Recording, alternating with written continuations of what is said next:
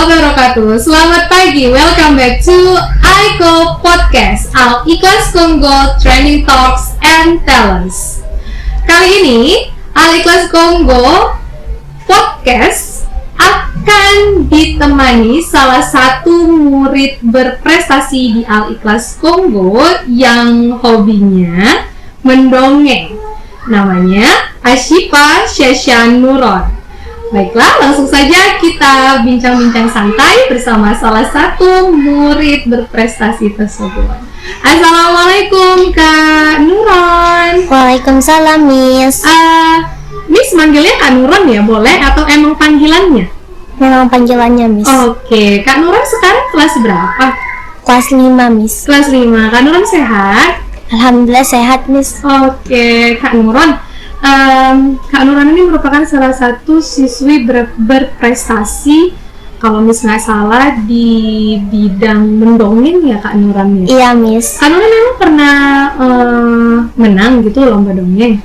Pernah, Miss. Oh gitu. Itu diadakan di mana ya Kak Nuron ya?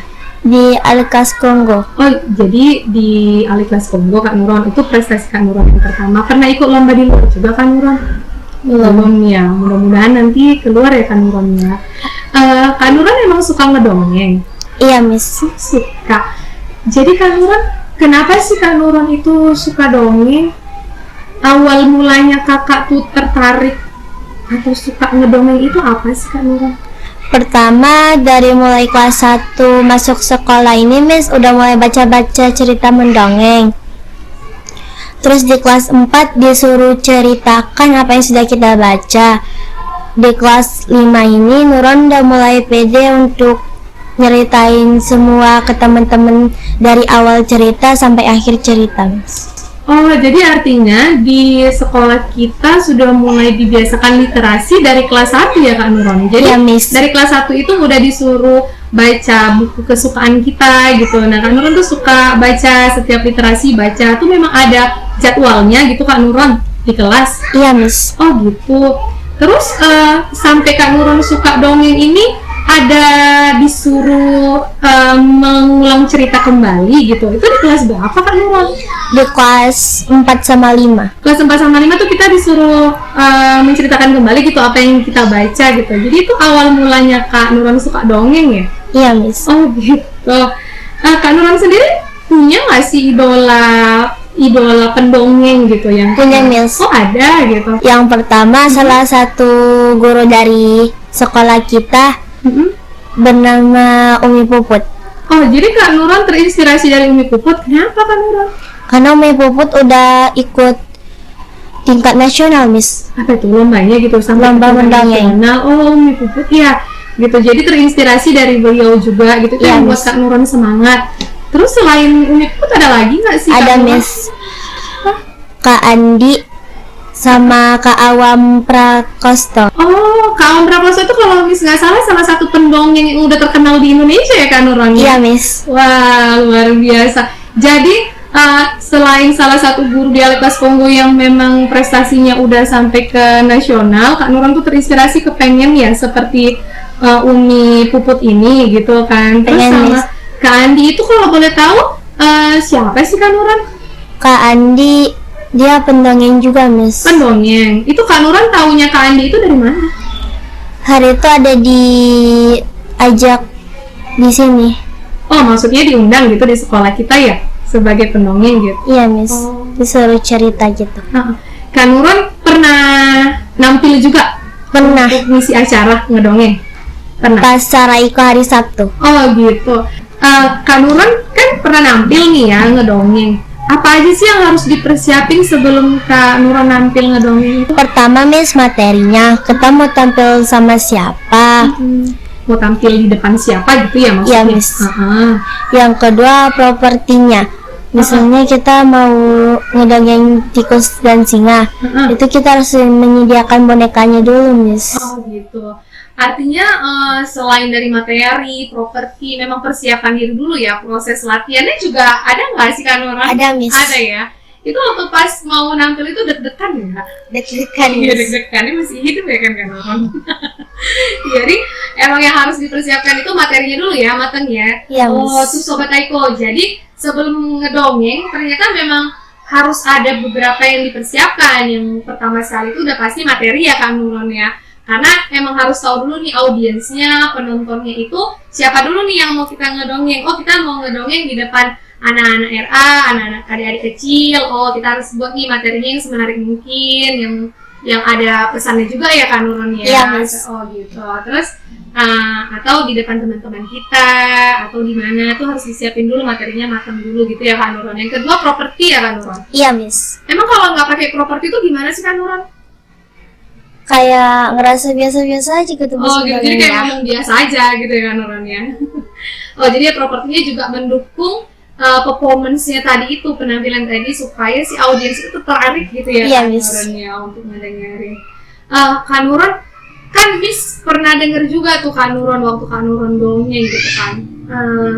Kak Nurun tuh suaranya bisa beda-beda gitu kan. Bentar-bentar tuh jadi Kak Nurun, bentar-bentar suaranya tuh bisa berubah. Itu ada nggak sih tips triknya gitu kok harus seperti itu? Itu alasannya apa dulu sih Kak Nurun? Kenapa sih harus beda-beda suaranya? Biar kayak keren aja gitu, Miss. Soalnya kan yang dengerin kan juga bisa ngerti yang kita sampaikan, kayak cerita tikus dan singa. Jadi mereka tuh bisa bedain yang mana yang tikus, yang mana yang singa, Miss. Oh gitu, jadi suara itu ternyata menentukan karakter gitu, biar supaya penonton ngerti gitu ya Kak Nurun? Iya, Miss. Kak Nurun. Oh, jadi ternyata suara dibeda-bedain itu supaya si audiens, si penontonnya, pendengarnya itu ngerti, oh ini tuh si karakternya si tikus, jadi suaranya dibedain gitu. Terus ini karakternya si kucing gitu kan. Terus si Kak Nurunnya sendiri gitu sebagai Miss. pendongeng. Oh itu supaya apa ya? Jadi ngerti audiensnya begitu, terus jadi nambah keren gitu ya ngedongengnya ya. Oh tuh itu tipsnya gimana sih Kak Nurun, sama triknya sampai bisa ngerubah suara jadi tikus? Itu kan kayaknya nggak mudah ya kan Kak Nurun? Itu gimana sih? Ada nggak sih tips sama triknya supaya bisa ngerubah jenis suara gitu, ada nggak sih? Pertama, Miss, kalau misalnya mau merubah suara jadi suara tikus itu suaranya dia lembut-lembutin, dipelan-pelanin gitu, Miss. Oh gitu, jadi nggak pakai suara asli? Enggak. Ternyata Sobat Aiko, untuk jadi seorang pendongeng kayak Kak Nurun itu emang harus ada beberapa tips dan trik tuh, terutama di suara tuh kata Kak Nurun. Jadi kalau mau ngedongeng kita pakai suara kita yang biasa aja tuh kurang tertarik, nggak keren ya, kalau Kak Nurun bilangnya nggak keren gitu. Jadi penonton juga dengerinnya bosan gitu ya Kak Nurun ya. Iya, Dan itu Miss. nggak bisa ngebedain mana karakter tikusnya, mana karakter kucingnya atau sebagainya gitu ya Kak Nurun. Kak Nurun boleh nggak sih kalau Miss dengerin suara apa ya, karakter apa yang udah Kak Nurun pernah bawain? Kucing ya? Singa sama tikus. Oh, singa sama tikus. Kalau misalkan singa itu yang kayak mana sih Kak Nurun suaranya, coba ya Sobat Aiko boleh ya kita dengerin suara Kak Nurun kalau lagi jadi singa gitu. Coba Kak. Berani-beraninya kau mendekati sarangku, apalagi sampai mengganggu waktu tidur siangku. Gimana? Udah cocok belum suaranya kayak singa gitu? Kak Nurun? Agak lebih berat ya Kak Nurun ya? Iya, Jadi kalau Miss. jadi singa tuh kayak yang power gitu ya? Berani-beraninya gitu. Coba Miss tes ya. Berani-beraninya kamu mengganggu tidur siangku gitu. Iya, Miss. Jadi Sobat Aiko bisa ditiru tuh tips triknya Kak Nurun. Jadi kalau kita mau ngedongeng, ya awalnya sih ngelatihnya di kelas dulu ya Kak Nurun? Iya, pasti Miss. ya. Oh jadi harus rajin-rajin literasi ya di kelas, ketika disuruh literasi terus menyampaikan lagi apa yang kita baca, kita harus ya udah harus rajin aja gitu. Tuh awal mulanya ya Kak Iya, Nurun. Miss. Oh tuh guys, jadi jangan males-males ya Sobat Aiko untuk literasi, baca buku, kemudian sampaikan tuh informasi yang mau disampaikan ke temennya. Kayak tadi Kak Nurun tuh kalau literasi menyampaikan kembali cerita apa yang dibacakan dengan berbagai macam karakter, dan suaranya juga mulai di apa ya Kak Nurun, dirubah-rubah ya biar lebih tertarik aja gitu temennya nonton. Setelah dirubah gitu Kak, kan awalnya nih Kak Nurun kan pasti biasa aja tuh ngedongengnya, standar aja pakai suara Kak Iya, Nurun Miss. gitu. Terus seiring berjalannya waktu Kak Nurul terinspirasi tadi dari Umi Puput, dari Kak Andi yang diundang sama Aiko, kemudian dari Kak Awam Awam Prakoso itu kalau misalnya salah satu pendongeng yang terkenal di Indonesia gitu. Iya, Dari sekian banyak tuh akhirnya Kak Nurul belajar dibedain deh karakternya, terus Kak Nurul coba-coba gitu. Iya, ya. Miss. Artinya guys, ternyata dicoba dulu, dilatih dulu, terus lama-lama percaya diri ya Kak Nurul ya, itu ya. Ada nggak sih yang Kak Nurul rasakan manfaatnya setelah Kak Nurul ngedongeng di depan teman-teman? Pertama sih Miss, manfaatnya bisa ngebuat orang ngerasa gembira gitu, terus ngebuat kita bisa lagi percaya diri gitu Miss. Lebih percaya diri ya, melatih komunikasi juga nggak sih Kak Nurul? Iya Miss. Udah pasti ya Kak Nurul ya, jadi public speakingnya gitu kan, kayak mana ngomong di depan orang, terus supaya orang itu tertarik ngedengerinnya gitu kan, sampai itu terus perhatiannya tuh memang benar-benar ke si pendongeng Iya, gitu Miss. kan. Udah gitu harus kita juga nyiapin pesan dari cerita tersebut ya Kak Nurul ya, biar Iya. dan itu biasa Kak Nurul nyampaikan pesannya tuh secara langsung gitu atau biarkan saja gitu audiens yang mengambil pesannya sendiri gitu?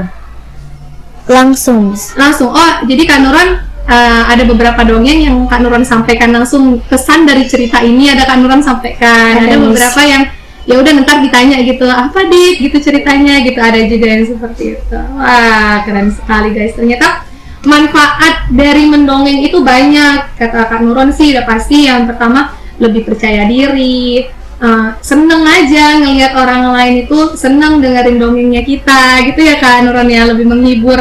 Dan itu juga apa ya Kak Nurul, ketika nanti misalkan ada suatu bencana alam misalkan kayak gitu, terus kan pasti ada anak-anak kecil, adik-adik lah gitu kan yang kepengen apa ya kayak home healing gitu supaya dia nggak sedih lagi, itu juga bisa jadi alternatif ya untuk apa dongeng. Disitulah berarti Kak Nurul ya senengnya menjadi seorang pendongeng, bener nggak sih Kak? Bener Miss. Iya Kak Nurul, wah keren Kak Nurul.